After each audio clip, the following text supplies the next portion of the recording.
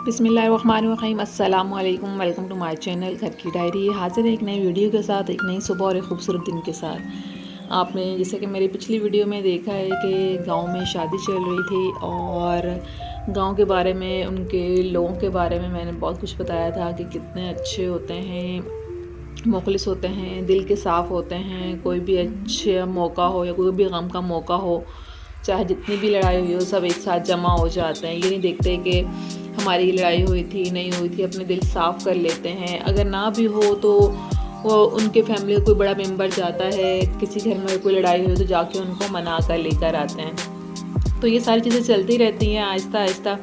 तो जैसे ही शादी होती है उसके बाद आपको पता है कि दूल्हा दुल्हन की दावतों का सिस्टम शुरू हो जाता है, खाना बनाना, उनकी दावतें करना।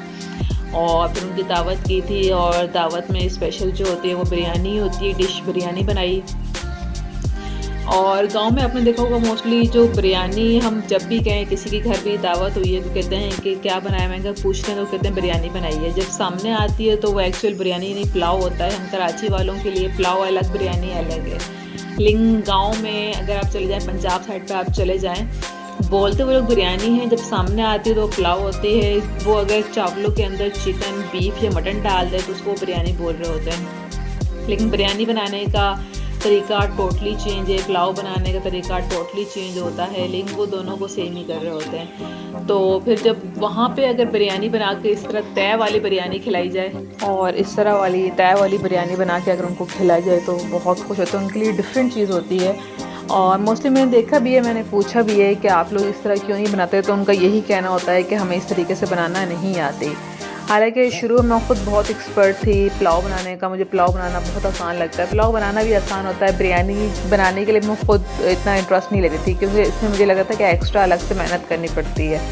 लेकिन अब जब से मैं बनाना मुझे आई है तो मुझे सबसे ज़्यादा आसानी बिरयानी ही लगती है और इसका टेस्ट भी अच्छा होता है। और अगर आप किसी के सामने, गैस के सामने रखें तो थोड़ी अच्छी लग्जरी इस तरह की वाइब्स आ रही होती हैं कि वाकई किसी ने आपके लिए कुछ मेहनत करके आपके लिए स्पेशली खाना बनाया है। पुलाव भी अच्छा लग रहा होता है। सम टाइम आपका मूड होता है कि आप बहुत हैवी ना खाएं, लाइट सा खा रहे हो, तो लाइट से खाने के लिए अगर आपका मूड है तो फिर पुलाव बड़ा अच्छा होता है। लेकिन अगर आपने किसी के सामने प्रेजेंट करना है, कोई दावत है, कुछ है, और लुक वाइज भी देखें, कुछ चीज़ अगर लुक वाइज अच्छी लगती है, देखने में अच्छी लगती है, तो फिर खाने का भी दिल करता है। अगर देखने में अच्छी ना लग रही हो तो खाना फिर दूर की बात है, टेस्ट लोग बाद में करते हैं, पहले देखते हैं कि शक्ल कैसी है।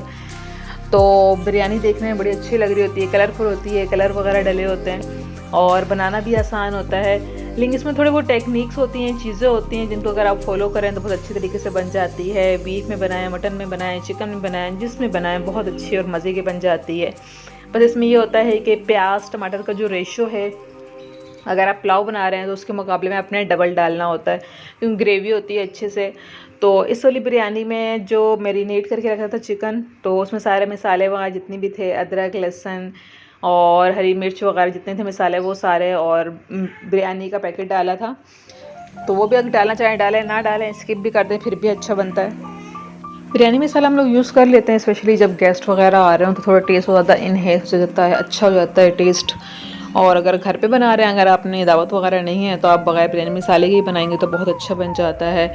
और साथ में चावल बॉईल कर लिए थे पहले और एक तरफ मसाला वगैरह बन रहा था। और मसाले पानी के अंदर अगर आप चावल बॉईल कर रहे हैं, गरम मसाला, लेमन और बिरयानी एसेंस हो गया, या आपके पास केवड़ा मौजूद है, आप दोनों में से कोई भी डाल सकते हैं। उससे खुशबू बिल्कुल जिस तरह बाहर की बिरयानी होती है उस तरह का टेस्ट आ रहा होता है। और उसके बाद तय लगाने का वही नॉर्मल प्रोसीजर है। नीचे अगर आप चावल लगाएं तो ज़्यादा अच्छा होता है। कुछ लोग नीचे ग्रेवी लगाते हैं, लेकिन मुझे लगता है कि उसमें ज़्यादा आपकी ग्रेवी ज़ाया जाती है। अगर चावल नीचे लग भी जाते हैं तो इतना मसला नहीं होता, लेकिन अगर ग्रेवी रह जाती है तो फिर मसाला क्या हो जाता है, चावलों के अंदर कम हो जाता है। तो जितने आप लेयर्स वगैरह लगाना चाहें, 2 लेयर 3 लेयर, जितने आपके चावल हैं, ये 3 किलो के करीब चावल बनाए थे। गेस्ट वगैरह काफ़ी थे और गाँव में पता कोई ना कोई आ भी जाता है, तो बहुत मज़े के, बहुत अच्छे बने थे।